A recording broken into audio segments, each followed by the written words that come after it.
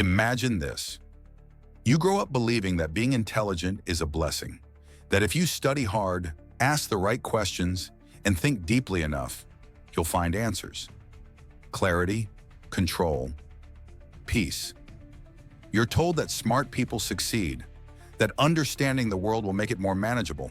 That knowledge leads to happiness, to meaning, to power. But one day something shifts. You start seeing patterns not everyone sees. You recognize the absurdity in social rituals. You notice how people cling to illusions, success, love, status, hoping they'll make the pain go away.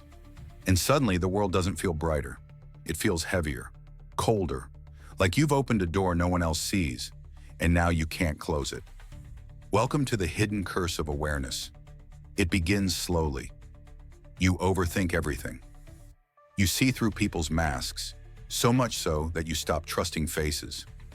You analyze your own emotions till they feel synthetic. And in the silence of your mind, something starts to grow. Not wisdom, but alienation. Because the more you understand the world, the less you feel like you belong in it. That's the paradox no one warns you about. That intelligence, real intelligence, doesn't just make you capable. It makes you vulnerable. It sharpens your perception, but dulls your ability to enjoy life's simpler illusions.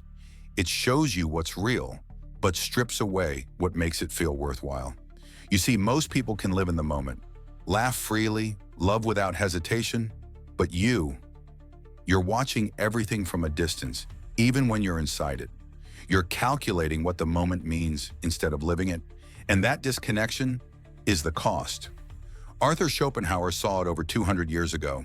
He called intelligence a double-edged sword, capable of cutting through illusion, but also through joy, through peace, through belonging.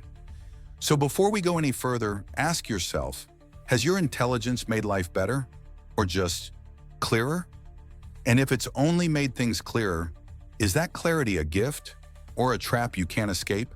Stay with me, because in the next chapter, we'll uncover why awareness, for all its brilliance, might be the very thing that keeps you from ever feeling truly at peace again.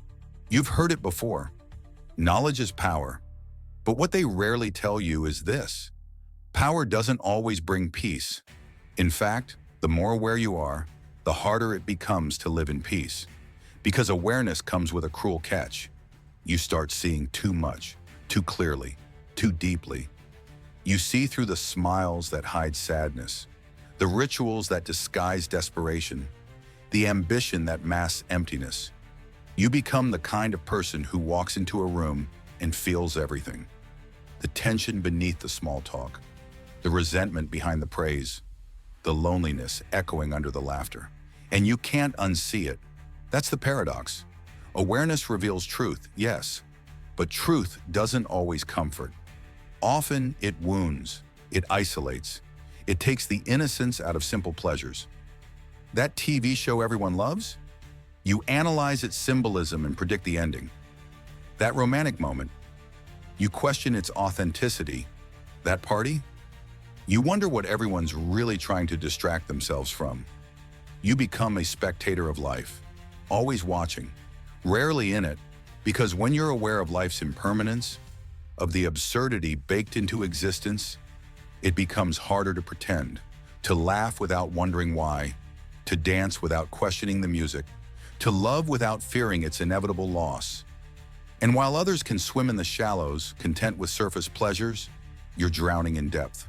Depth of thought, depth of emotion, depth of existential truth. Arthur Schopenhauer saw this clearly. To him, intelligence didn't elevate us. It exposed us. It stripped away the comforting illusions that keep most people content. And what's left after the illusions are gone?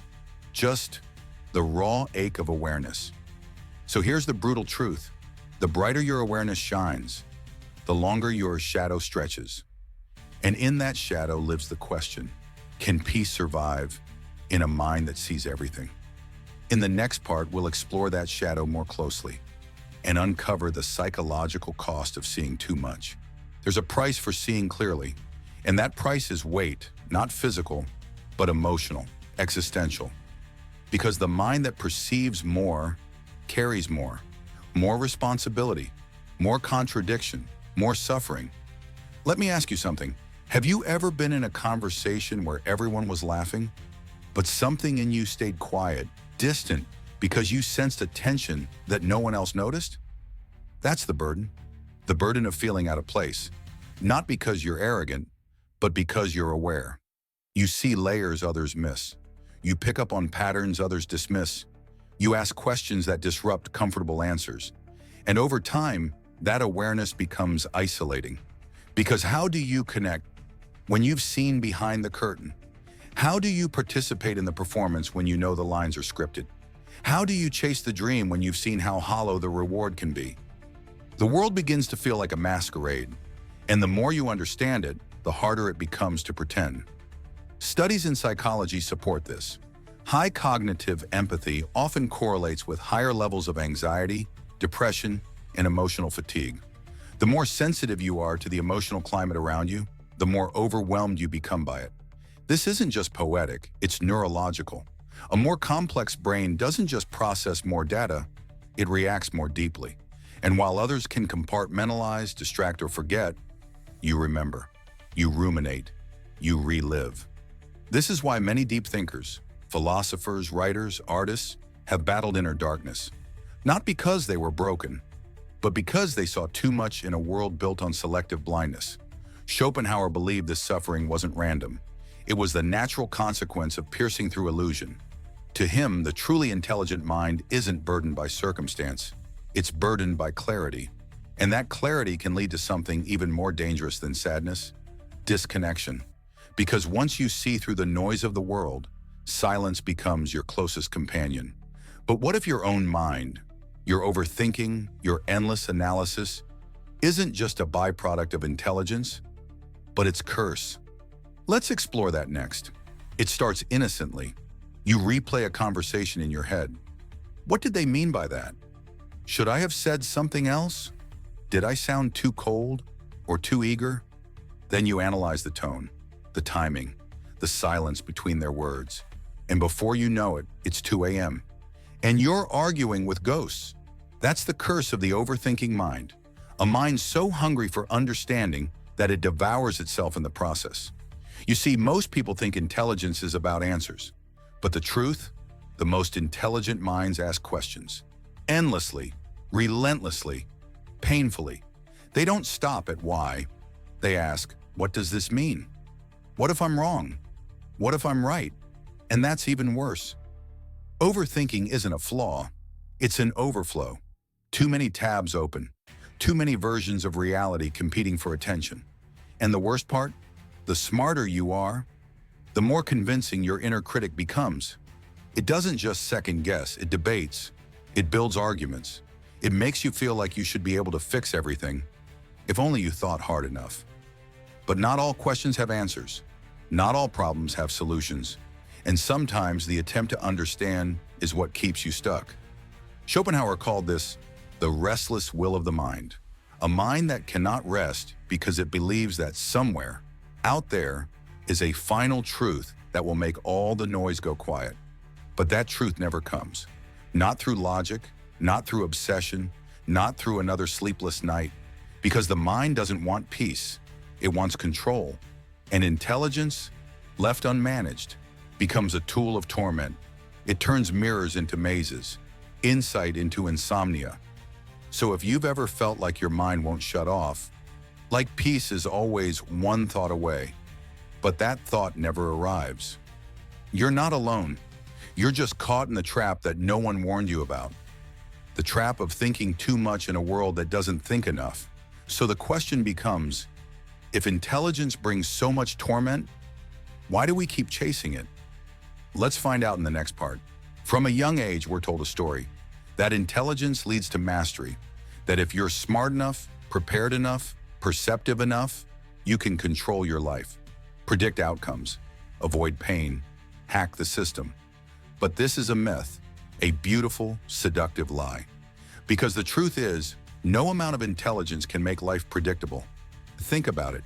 You can plan your career meticulously and still lose your job overnight. You can understand every nuance of psychology and still fall for someone who breaks you. You can read every book, calculate every risk, overanalyze every detail, and still be blindsided by grief, loss, betrayal. Why? Because life is not an equation. It's not a puzzle you can solve with enough variables. It's chaos. It's contradiction. It's uncertainty dressed up as opportunity. And intelligence, the very thing we hope will save us from suffering, often does the opposite. It makes us expect control. And when that control slips, as it always does, we don't just suffer, we break. The over-intellectual mind becomes a prisoner of its own illusion. If I can understand it, I can control it. But understanding is not the same as mastery. Awareness is not immunity. Arthur Schopenhauer knew this intimately. To him, intelligence sharpened perception, but did nothing to soften life. In fact, it made life more brutal, because you saw the train coming and still couldn't stop it. You saw the flaws in the system and still had to live in it. You understood your trauma and still had to carry it. That's the curse, you know better. But that knowledge doesn't always make you feel better. Sometimes it just makes you feel more alone. So here's the paradox. Intelligence gives you clarity, but takes away comfort. It offers insight, but robs you of ignorance. And sometimes ignorance really is bliss. So we arrive at a terrifying truth. Knowing is not the same as living, and the mind that seeks control often loses the very freedom it was trying to find. Schopenhauer saw something most people miss, that beneath our goals, our dreams, our endless pursuits, there's something deeper pulling the strings. He called it the will, not the rational will, not ambition, but a blind, relentless force, a primal hunger to survive, to reproduce, to strive, with no purpose beyond continuation. This will doesn't care about your happiness. It doesn't care about meaning. It simply wants more desire, more chasing, more movement, regardless of direction. Most people are ruled by it without realizing. They wake up wanting something, they achieve it, then they want something else, and again, an endless loop. Desire, satisfaction, boredom, new desire. But here's the difference. The less intelligent person lives with the will. They obey it. They believe the next achievement, the next purchase, the next relationship will make them whole. The intelligent person, they see through it. They notice the cycle. They realize, I got what I wanted, and I still feel empty. They recognize the treadmill, and that realization that the will is endless, irrational, unfulfilling, is devastating. Because once you see the pattern, you can no longer enjoy the game. You can't unknow the futility. You can't fake fulfillment. And so the intelligent mind becomes disillusioned, detached, disconnected. But here's the deeper danger. The more intelligent you are, the more isolated this awareness makes you. How do you relate to people who are still running toward things you no longer believe in? How do you connect in a world where everyone is chasing illusions you've already seen through? This is the loneliness of insight. To know the truth, but be unable to live as if you don't. Schopenhauer didn't hate life. He simply saw it clearly. And what he saw was this. The will is not evil, but it is indifferent. And when you become conscious of that, life feels like a storm with no captain, just winds pushing you toward another craving. So what do you do when you can no longer believe in the chase? Schopenhauer offered an answer, but it wasn't to run faster. It was to step off the treadmill entirely. We romanticize simplicity, a quiet life, a walk in nature, a warm meal shared with someone we love. But for the deeply intelligent, simplicity is not easy. Why? Because the intelligent mind doesn't just experience, it dissects. It doesn't just eat, it questions nutritional value, ethical sourcing, global food systems. It doesn't just walk, it wonders about the meaning of movement, the impact of footsteps, the absurdity of going nowhere. It doesn't just love, it fears the inevitable loss behind every connection. This isn't arrogance, it's a byproduct of complexity. A mind trained to analyze, compare, question, And when that analytical engine never shuts off, even joy becomes a riddle. Schopenhauer recognized this dilemma. He wrote that the more intelligent a person becomes, the more they struggle to enjoy simple pleasures. Not because they don't want to, but because they've seen too much. They see how fleeting it all is. They see the fragility of the moment. And instead of relaxing into it, they mourn it before it's even gone. Imagine watching a sunset, but instead of simply admiring it, you calculate how long until it disappears. Remember a quote about impermanence, and wonder if sunsets meant more to ancient civilizations. That's the tragedy. The moment is here, but you're not. The intelligent mind often lives in commentary, not experience. And so, simplicity remains just out of reach, like a bird you admire, but scare away every time you try to grasp it. But it's not hopeless. Awareness can be trained. Even the sharpest minds can learn to soften.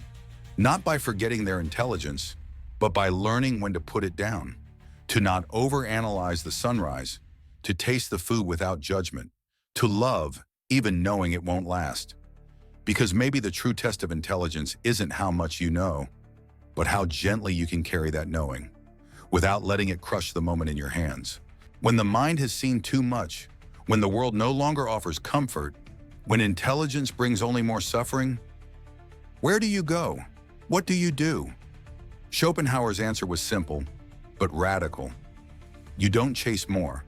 You quiet the chase. You quiet the will. But what does that mean? To Schopenhauer, the will is that endless voice inside you, craving, demanding, comparing. It says, you'll be happy when you're not enough yet. You need more, faster, better. And we obey it all day, every day. But what if the solution isn't more effort, but less resistance? Not climbing higher, but stepping off the ladder altogether? To quiet the will means to stop identifying with the hunger inside your head, to step back from the storm, to recognize desire as a passing wave, not a command you must obey. It's not about becoming numb. It's about becoming still. Still enough to hear the birds instead of your next goal. Still enough to sit in silence without needing to fill it with productivity. Still enough to let a moment pass without needing to capture it, post it, or understand it. Schopenhauer found glimpses of this silence in art, in music, in philosophy, in quiet observation of nature. Because in those rare moments, you are no longer striving. You are simply aware. You step outside the chase, outside the loop, and for a brief second, you become the observer, not the runner. This, he believed, is where liberation begins. Not in solving life, but in surrendering to it. Not in dominating the mind, but in learning when to put it down. So here's the question. Can you sit quietly with yourself and not chase the next answer? Because in that stillness, you might not find happiness, but you may finally feel free. What if the highest use of intelligence is not to think more, but to suffer less? In a world obsessed with knowledge, speed, and growth, that idea feels almost offensive. But Schopenhauer believed that real wisdom wasn't measured by how much you could understand, but by how much peace you could create within yourself. Because here's what he saw. Intelligence can build empires, but it can't guarantee sleep. It can win arguments, but it can't quiet the heart. It can solve the mysteries of the universe, but still lose itself in the chaos of a single emotion. That's why he saw tranquility not as a side effect of wisdom, but as its ultimate expression. Tranquility is not passive. It's not about giving up. It's not indifference. It's choosing stillness in the middle of storms. It's understanding the world deeply and choosing not to be consumed by it. Tranquility is when you know the madness exists, but refuse to let it define you. It's when you can sit with beauty without needing to dissect it. When you can feel pain without making it your identity. It's when you can allow people to be wrong and not correct them. When you can allow life to be chaotic and not try to fix it. This isn't weakness, it's mastery, because the strongest minds aren't the ones who know everything. They're the ones who know what not to carry anymore. Schopenhauer saw this in the simplest things. A piece of music, a quiet forest path, a small act of kindness. not because they were profound, but because they asked nothing of him. And in a world where everything demands your attention, your reaction, your energy, that kind of simplicity becomes sacred. So maybe, just maybe, the true purpose of intelligence isn't to conquer life, but to learn how to live with it, softly, wisely, and in peace. So where does this leave us? If intelligence can isolate you, drain you, turn beauty into analysis and joy into restlessness, how do you live with it without letting it break you? The answer isn't simple, but it's something deeper than answers. It's a way of being. You stop letting intelligence define your worth. You stop mistaking thoughts for truth. You stop assuming that more knowledge will fill the emptiness inside you. Instead, you start practicing a different kind of intelligence, the intelligence of letting go. Letting go of needing to fix everything, letting go of constant self-analysis, letting go of the idea that life needs to make perfect sense. You begin to ask wiser questions. Is this thought useful? Is this emotion asking for attention or understanding? Can I sit with this discomfort without solving it? You begin to feel again, without immediately translating it into theory. You begin to listen, not just to others, but to the quiet voice inside you that says, you don't need to figure it all out. Schopenhauer didn't tell us to stop thinking. He asked us to think wisely, to think gently, to not let the power of the mind become a prison of our own making. Because in the end, you are not your intelligence. You are not your thoughts. You are not a machine designed to solve the riddle of existence. You are a being capable of depth, but also of stillness, capable of logic, but also of wonder, capable of knowing and of not knowing. So let your mind be brilliant, but let your heart be soft. Let your questions be deep, but let your presence be deeper. Because the truly intelligent life isn't the one that knows everything. It's the one that knows what's worth knowing and what can finally, mercifully, be released.